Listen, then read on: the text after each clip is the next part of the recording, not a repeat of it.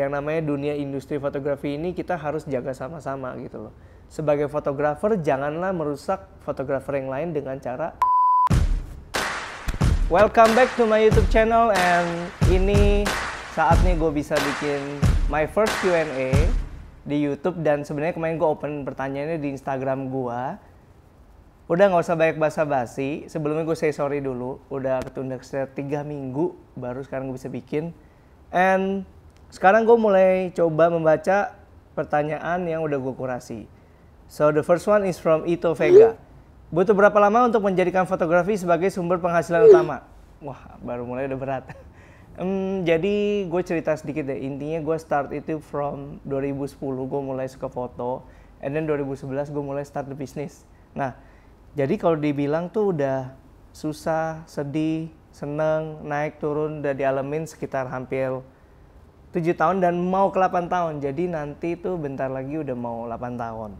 Jadi kalau dijadiin sumber penghasilan utama ya start from 2011 itu. Jadi gue coba dari awalnya masih kecil, lama-lama punya tim dan sekarang udah semakin berkembang. Lalu next kita masuk ke Maxier Bazena. Sejak kapan Koko memulai karir sebagai fotografer? Udah gue jawab tadi ya. Sekarang dari Yohanes M. Gimana dapetin genre untuk fotografi ya kok? Dan si Yohanes ini belum menemukan genrenya. Lalu dia juga bertanya, gimana cara menjadi brand ambassador Sony? Berat-berat banget ya, baru mulai sekitar 3 pertanyaan. Oke, genre itu bisa ditemuin dengan taste. Taste itu mulai bisa terbentuk waktu kita mulai melihat-lihat, kita menentukan stylenya suka ke arah mana. Terus lebih demen foto apa, kayak gue kan lebih demen wedding, portrait, karena gue demen human, gue demen bisa menciptakan sebuah beauty dalam sebuah foto. Dan akhirnya gue milih genre wedding, dan juga sebenarnya gue sebagai fotografer anak-anak. Lalu coba gue menjawab untuk gimana gue bisa jadi brand ambassador. Ini kembali lagi ya sekitar I think 4 tahun yang lalu, justru gue itu dapat campaign pertama itu dari Sony Southeast Asia, bukan Indonesia, yaitu Sony Alpha 6000. Itu baru keluar. Gua dengan salah satu food blogger di Indonesia, Hans Daniel, itu Eats and Treats, dan juga beberapa blogger dari Singapura dan juga blogger-blogger dari Asia, itu kita jalani sebuah campaign untuk Sony. Nah, dari situ Sony Indonesia harus mengirimkan produk Alpha 6000 itu ke gua kan. Nah, setelah selesai campaign, intinya dari tim Indonesia juga tertarik untuk ngobrol-ngobrol bareng gua, dan intinya dengan perjalanan cukup panjang, dengan gue sudah mencintai produknya, gue merasa produknya bisa banget dipakai buat kerjaan profesional gua, and then baru mulai jadi ambassador. Oke, sekarang next. Coba semoga yang ini enteng nih. Oke, dari Ezron Taringan. Kak, aku udah subscribe. Mau nanya kamera action favoritnya itu apa dan kenapa? Oke. Kebetulan ini kamera action cam yang gue pakai itu dari Sony. Gue coba buka ya ini ya. Yaitu Sony Action Cam yang 4K. Ini tuh gue suka banget gara-gara image stabilizernya bagus banget. Kalau kalian mau lihat ya video terakhir yang gue shoot di Bali untuk Jovan Journal, itu ada waktu dia lari tuh pakai ini. Ini tuh oke banget. Jadi gue suka bawa kemana-mana, dan kalau gue mau masuk air gue udah gak pusing karena ada case-nya. Itu favorit gue. Next kita langsung Mat Yasin. Kalau untuk filmmaker yang suka sinematik, kamera apa ya menurut abang bagus, dan entah varian alpha ataupun yang lainnya. Oke. Jadi kalau yang demen videografi, sinematografi, gue bisa saranin yang pasti Alpha 7S Mark II, itu udah bagus banget, the best saat ini. Atau juga kalau misalnya enggak lah cuman buat traveling atau nggak mau terlalu profesional, bisa ada pilihannya Alpha 6500 atau Alpha 6300. Walaupun AVSC, kebanyakan vlog gue itu kalau yang kalian lihat tuh gue pakai Alpha 6000 series, yaitu Alpha 6500. Lalu selain itu juga mungkin saat ini banyak juga orang invest Alpha 7 Mark III karena ibaratnya bisa buat foto, bisa buat video. Bahkan sebenarnya semua kamera Sony itu bisa buat foto dan video sih. Cuman baik lagi kalau butuh high ISO mau professional shot, ya Alpha 7S series. Next, Smart Freak Man. Gila namanya asik banget ya. Udah Smart Freak Man. Oke, lensa paling pas buat wedding day itu apa? Kebetulan gue coba bawa beberapa di sini. Jadi wedding day itu ada 2 tipe ya. Jadi kalian itu lebih ke jurnalis atau lebih tipenya yang art. Ibaratnya kalau kayak gue lebih suka pakai lensa fix. Karena gue membiasakan diri gue untuk gue terbatas dengan lensa tersebut. And then gue yang berkreasi, gue yang maju mundur, gue yang ambil angle macem-macem. Tapi ada tipe orang yang lebih ke jurnalis. Yaitu lebih mementingkan momen dibanding cuman komposisi. Nah, ini jawabannya kalau para jurnalis pasti wajib banget nih. 2470 range itu wajib banget. Kalau di Sony dia ada G Master dan juga ada pilihan misalnya yang maunya f4 buat di lebih kecil itu juga bisa buat jadi optional. Lalu 70-200 adalah sebuah lensa yang wajib juga. Misalnya waktu foto akad atau siram-siraman, somehow kita tuh nggak bisa terlalu maju atau terlalu deket. Kita butuh lensa tele. Lalu lensa 55 mm atau 50 mm yang lagi gue colok di kamera ini, itu juga favorit gue. And then terakhir 85 gue lagi nggak bawa, itu juga oke. Jadi itu lensa-lensa wedding yang menurut gue wajib. Pertanyaan orang biasanya, butuh gak ya 1635? Ya itu tergantung, misalnya lu suka banget sama foto yang wide banget, ya boleh. Kalau gue pakai 1635 banyakan di stage. Jadi waktu gue foto dekor atau misalnya mau ngambil, banyak kan buat pre-wed lah kalau itu. Oke, next.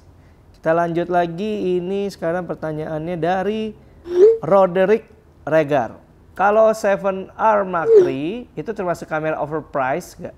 Bukannya 42 megapiksel udah ada di R Mark II. Maksudnya udah cukup maksud dia. Jadi gini ya. Bisa dibilang gini. Kalau buat keperluan shot profesionalnya ke arah kayak gua wedding, and then mungkin ada yang mungkin demen foto sport atau something. Kan ada juga profesional yang fotonya tuh landscape ya, atau misalnya food photography. Kadang kan kalian nggak butuh autofocus yang cepet atau mungkin apalagi ya silent shooting. Kalau kayak gua nih di wedding butuh banget baterai, makanya gua pakai yang R Mark III karena itu beda banget, baterai itu sekitar hampir 2 kali lipat. Tapi kalau misalnya ditanya overprice, kalau untuk kebutuhan kayak gue nggak overprice karena autofocusnya cepet, autofocusnya jalan dan cepet banget. Selain itu juga hasil kualitasnya ya lebih oke lagi dibanding yang 7R Mark II.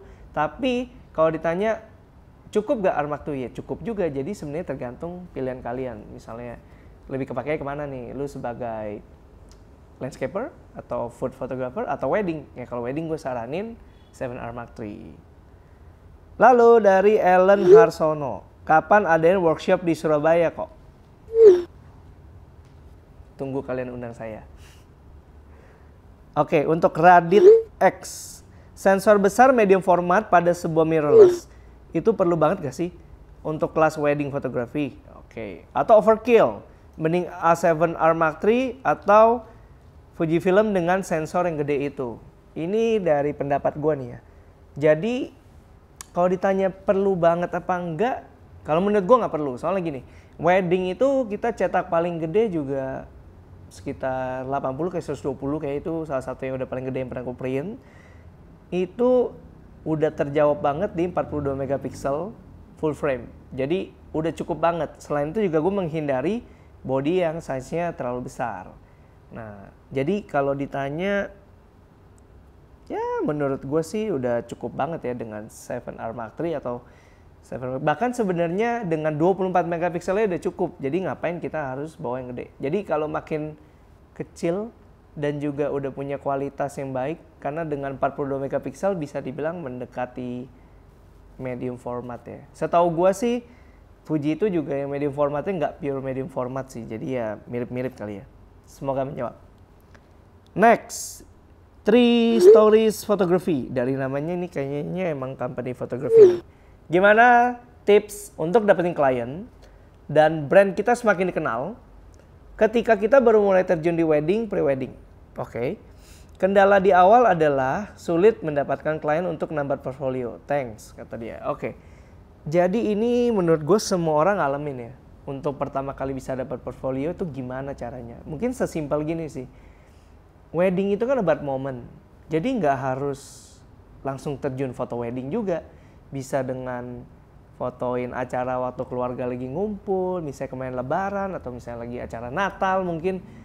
Jadi coba untuk foto-foto momen, and then mulai dikumpulin, lalu mulai submit ke wedding photography company misalnya. Oh bisa gak kita ikut belajar dulu atau gimana? Nanti abis itu baru freelance. Nanti lama-lama bisa dapetin portfolio. Selain itu juga kalau ngomongin untuk pre-wedding dan wedding ya coba start dari itu. Misalnya nanti mulai bagus, mulai kelihatan. And then mulai nawarin teman-teman, lu mau ke pre-wed pakai gua? Lu mau gak wedding day gue yang foto? Pasti kan dia nanya, lu udah pernah foto? Ya belum banyak sih, tapi ini kira-kira fotonya kalau gue capture momen kayak gini. Oke? Dari Hasan Nabil, kamera pertama KB ini apa? Oke, kamera pertama gue itu Sony T7. Itu pocket kamera. Gue udah dibeliin sama bokap kayak udah lama banget dulu ya. Jadi dari situ start gue mulai suka foto-foto, and then gue foto makro, and then gue mulai tertarik. Nah, cuman emang karena dulu gue nggak sebagai fotografer, jadi ya mulai hilang lah masa itu. Tapi waktu gue mulai bekerja di bidang profesional, gue pakai SLR.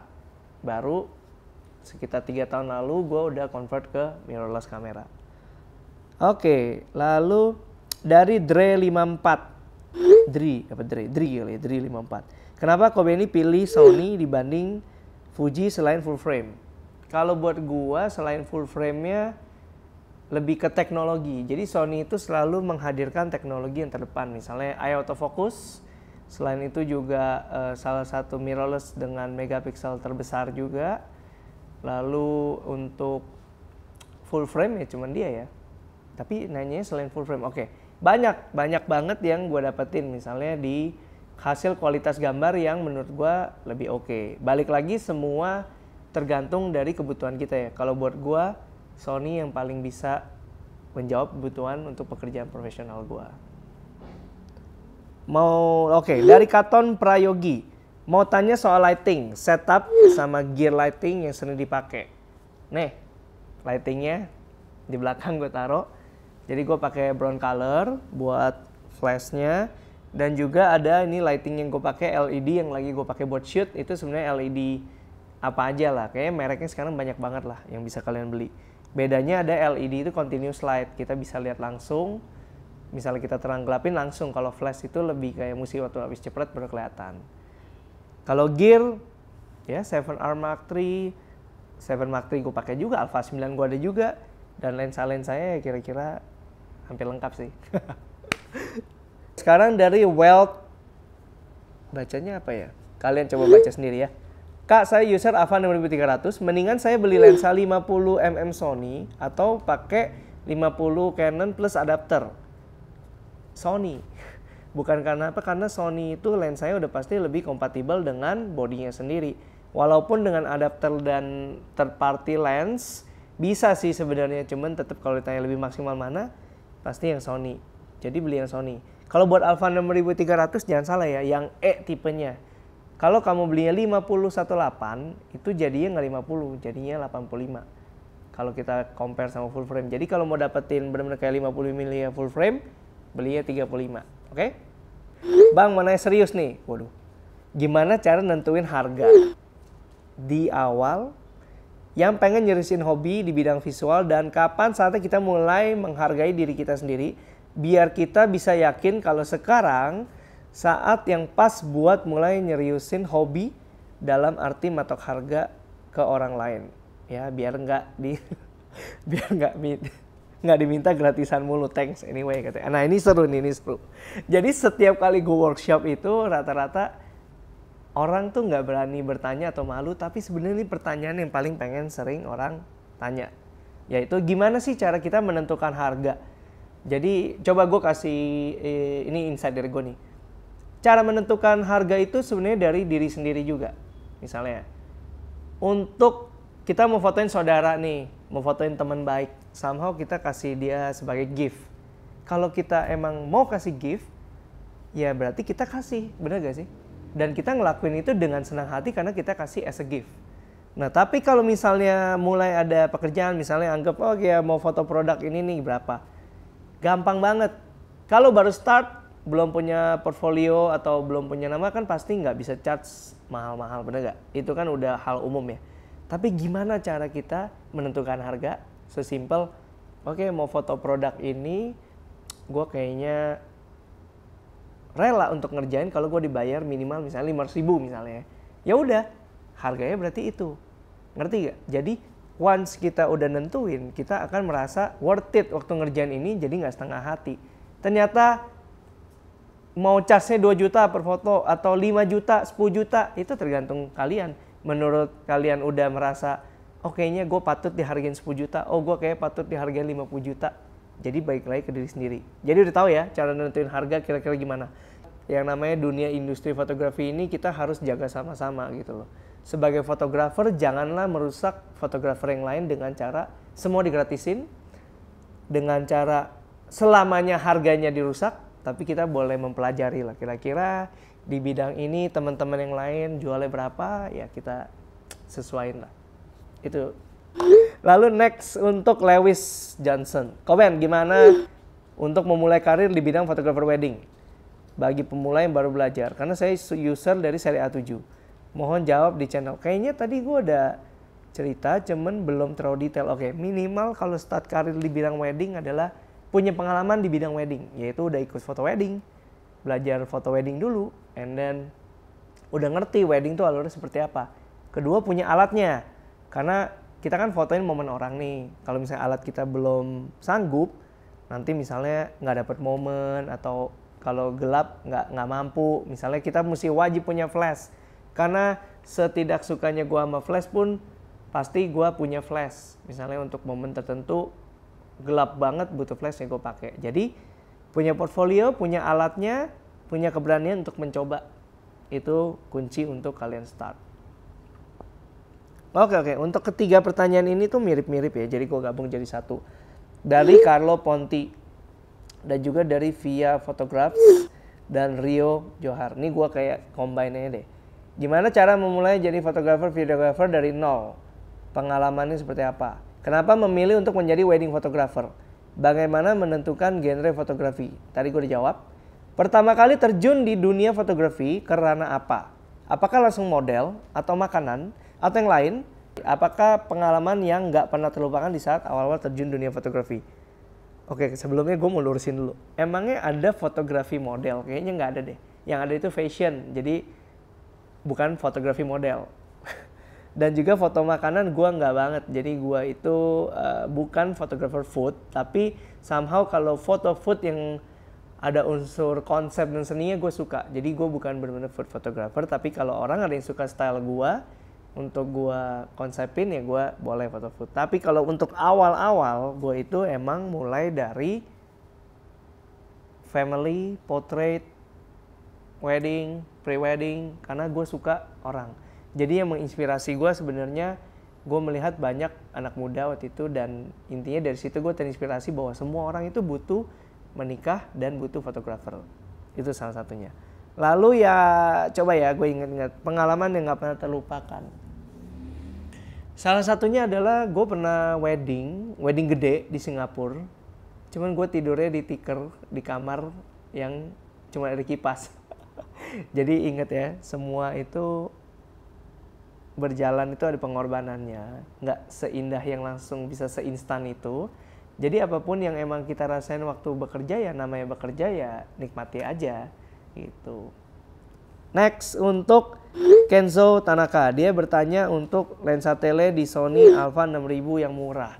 Seingat saya Alpha 6000 itu ada pilihan, kalau termasuk tele untuk potret ya, 50-18 itu nggak terlalu mahal, dan kalau di APS-C itu ibaratnya udah kayak 85, jadi gue anggap itu udah tele untuk portrait. Oke, lalu untuk Tendi Cahyo, selamat malam. Gue waktu itu nanya malam ya, sekarang syuting masih sore, jadi ya kalian nonton mau siang malam, selamat pagi, selamat malam. Dan sekarang gue mulai coba bacain dulu. Ketika melamar kerja ataupun freelance di bidang fotografi, videografi, seringkali kita diminta portfolio. Oke. Sedangkan tidak punya tools untuk membuat portfolio yang baik. Sehingga tidak dapat menunjukkan portfolio tadi. Apakah yang harus kita lakukan? Terima kasih. Tendi, simple banget sebenarnya. Lu bisa sewa dulu atau lu bisa pinjem temen dulu. Jadi kalau lu bilang nggak punya tools, sekarang udah baik banget jasa-jasa untuk sewain dan juga bisa minjem temen gitu loh. Jadi mulai sekarang mulai coba. Waktu misalnya untuk mau mulai portfolio kan nggak punya portfolio nih. Coba ya ngomong, nggak apa-apa gue start bantuin dulu, gue mau ikut dulu, gue mau belajar dulu. Jadi nggak harus langsung jadi second shooter atau jadi third shooter, tapi belajar dulu. Jadi ibaratnya justru dengan belajar ini nanti lu bilang, coba nilai gue deh, kalau emang gue bagus, nextnya gue bisa bantuin lu kayak gitu kali. Lalu untuk aku Andes, dalam dunia pre-wed wedding apakah ada pakem atau aturan tertentu untuk pengambilan shot? Oke. Harus ambil detail muka, ring, bla bla bla, karena gue lihat rata-rata pengambilan shot hampir sama semua. Pertanyaannya berlaku untuk foto maupun video. Oke. Jadi gini ya, shot yang kita ambil sebenarnya itu aja, beauty, detail, ring, baju, bride and groom, bride and bridesmaid dengan grup foto, family, momen. Tapi gini, walaupun terlihat semuanya kayak pengulangan sama, momen-momen tersebut akan berbeda karena kita ini buat si klien, ngerti gak?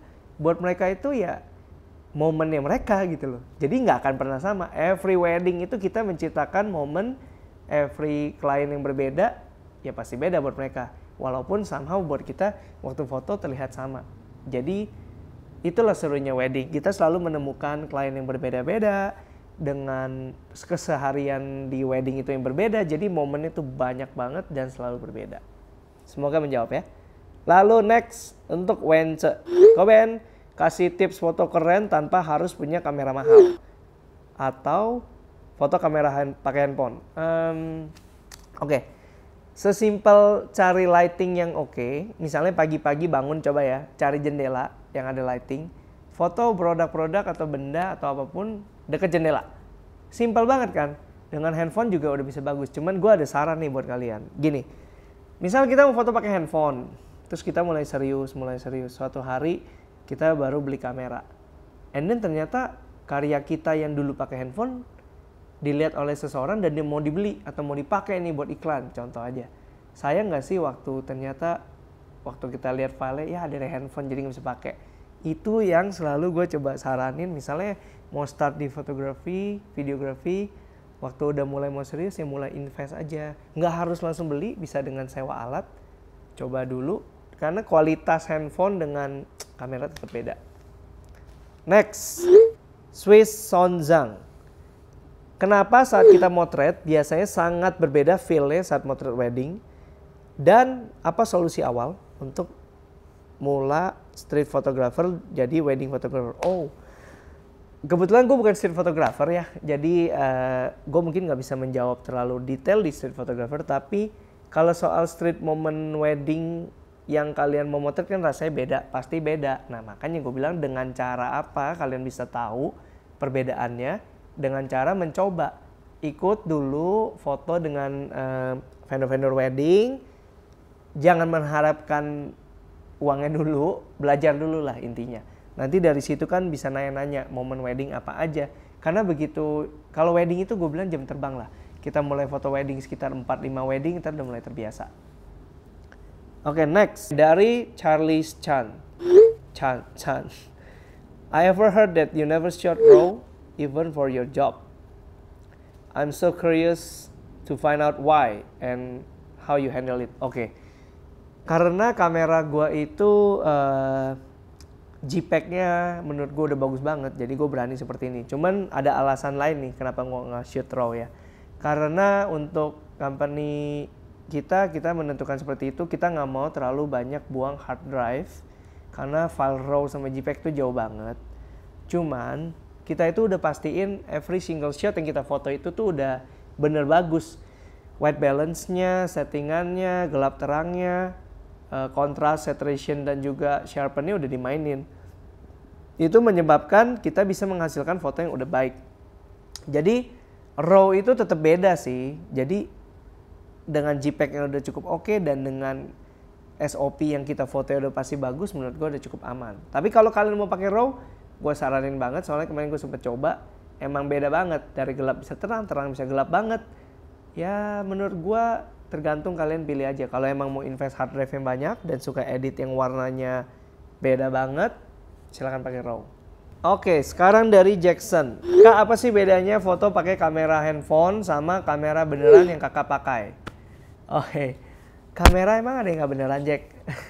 Jadi handphone bedanya adalah kualitas gambarnya udah pasti beda. Misalnya kita lihat ini, dengan sensor yang sekecil ini, dengan action cam sensornya udah lebih besar. Jadi secara kualitas juga udah beda. Misalnya kamera full frame, sekitar segini ya. Coba lihat ukuran sensor dengan handphone, ini udah beda. Walaupun megapiksel kamera handphone sekarang udah gede-gede, itu cuman soalan untuk hasil cetak yang berukuran besar, ya.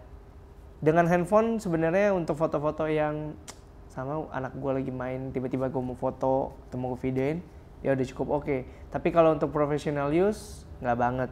Jadi menurut gue tetap ada perbedaan level kamera handphone dengan kamera SLR ataupun mirrorless. Jadi nggak bisa disamain. Oke? Lalu next dari Firtandes.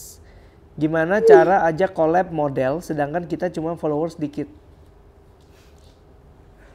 Ini yang kadang agak nggak make sense sih. Pertama, collab model dengan followers yang sedikit. Apa hubungannya gitu loh? Menurut gua collaboration itu, oke, sebelum gua lanjutin lebih detail, banyak orang salah dengan konsep collaboration. Yaitu collaboration adalah sesuatu yang untuk apa ya? Cepat famous atau sesuatu yang menjadi tuntutan untuk kita collab biar dapat follower banyak atau mungkin apapun itulah. Menurut gue itu agak nggak make sense. Karena pertanyaannya gini, gimana cara aja collab model sedangkan kita cuma punya followers sedikit? Yang bisa menentukan model yang mau diajak collab atau makeup artist atau siapa mau diajak collab adalah karya. Kalian kalau berkarya dengan bagus, hasil fotonya bagus ya otomatis mau collaboration. Tapi kalau cuma berdasarkan followers ya gue rasa bukan sesuatu yang bisa dihubungkan ya sama ajak collab gitu. Oke, untuk Sabet Nego 96 mau nanya, punya ciri khas atau style dalam sebuah foto dari kapan? Dan tipsnya gimana cara membuat ciri khas? Tadi awal-awal gue udah sebut sedikit, cuman gue bikin lebih detail dari sini. Karena gue nggak punya idol fotografer atau hero fotografer tuh nggak ada. Jadi gue lebih bisa dibilang apa yang menjadi inspirasi gue yaitu apa yang gue lihat, apa yang gue tonton, apa yang gue lihat depan mata sebagai grafis, itu biasa gue tuangkan ke dalam fotografi. Ya, jadi gue sering banget tuh nonton film, and then gue lihat angle-angle-nya, wah ini kayak keren nih buat foto atau misalnya buat gue shoot video. Nah itu yang menjadi inspirasi. Kalau ditanya kapan mulai punya ciri khas, menurut gue yang bisa menilai itu audience, yang bisa menilai, oh Benny tuh style fotonya ciri khasnya seperti ini. Jadi bukan kita. Kita hanya bisa mengumpulkan dan memberikan portfolio yang, oh ini gue suka nih foto-foto yang kayak gini. Jadi ciri khas terbentuk waktu kita kumpulin dan juga audience menilai. Oke, lalu ini ada 3 pertanyaan yang lumayan gue jadiin satu.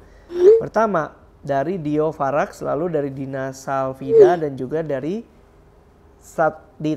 J Saditya. Oke.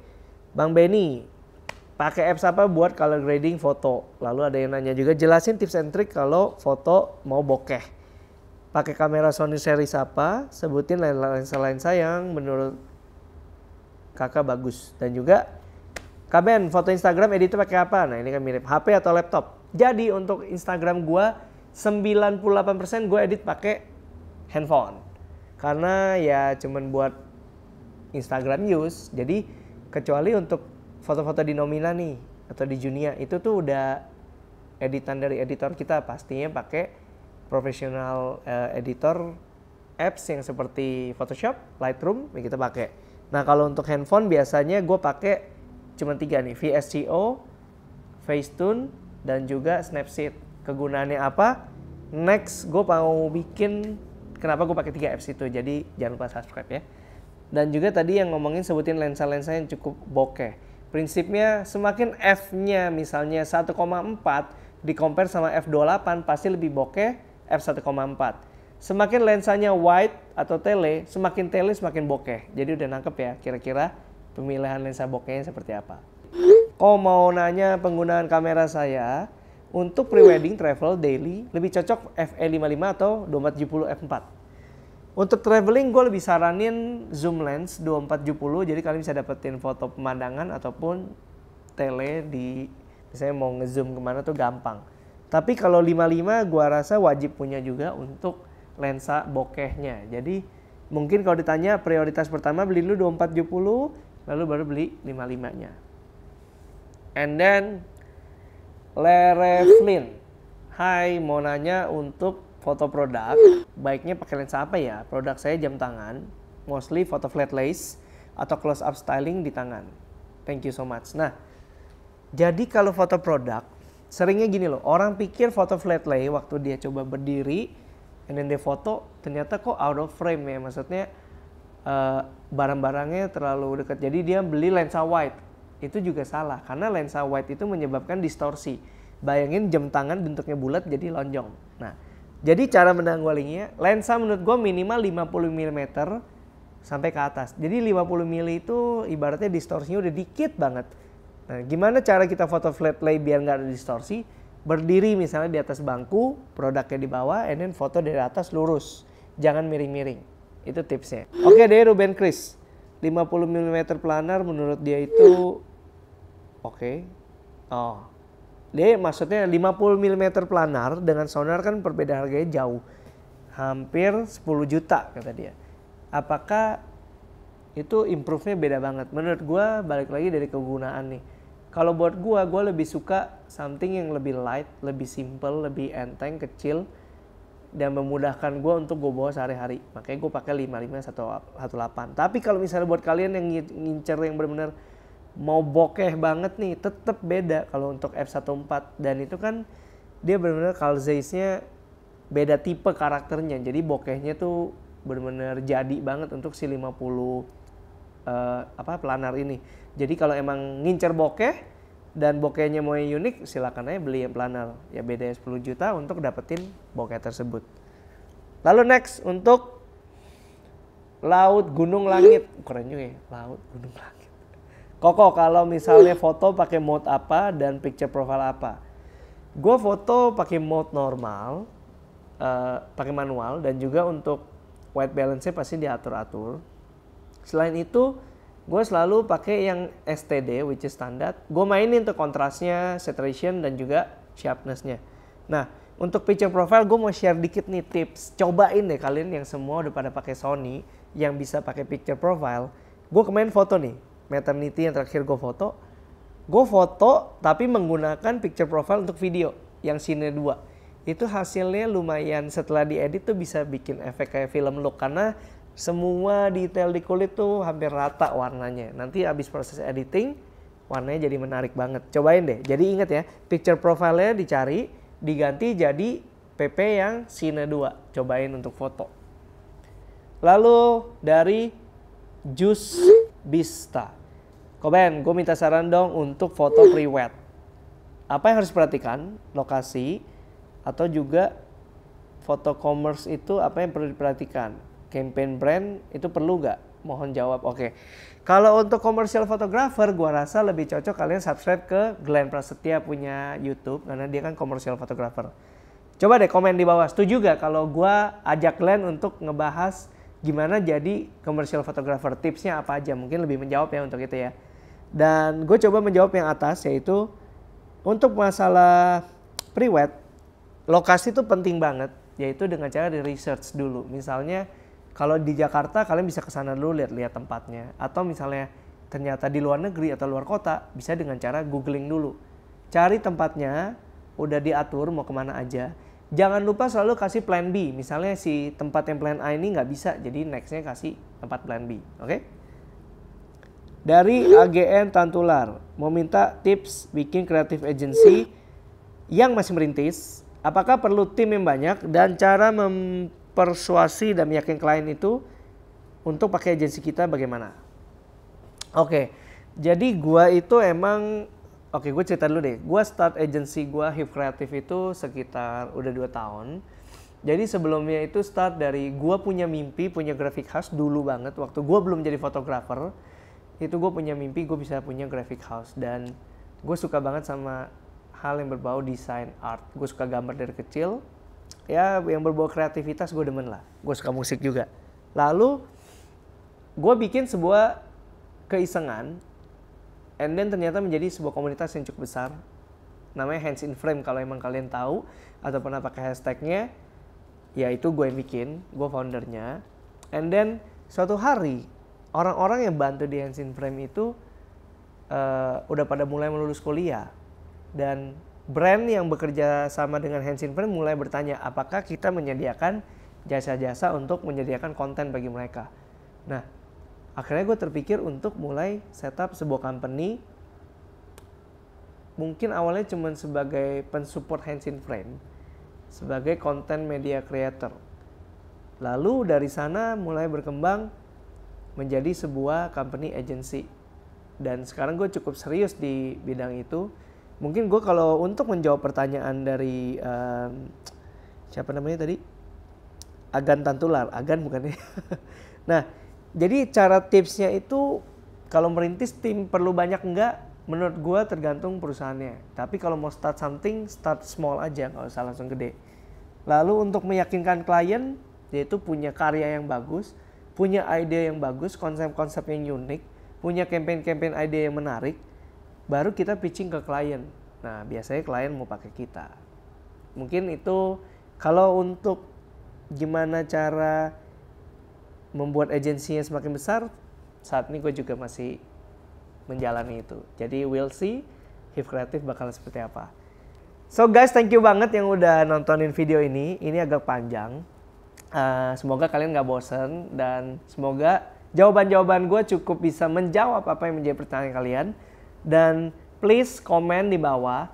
Next misalnya perlu gak gue bikin Q&A lagi, dan topiknya apa? Misalnya kalian gak harus fotografer, kalian bisa traveler, atau misalnya kalian mau bertanya apapun yang kalian pengen tanya, silakan tanya. Dan juga jangan lupa share ini ke teman-teman yang suka fotografi, yang mau bikin company fotografi, silakan di-share. Dan juga thank you banget yang udah subscribe gua. Semoga kedepannya gue bisa lebih konsisten untuk bikin-bikin video tips gue yang lain lagi. And see you guys in the next video. See you. Sorry banget, telat sekitar 3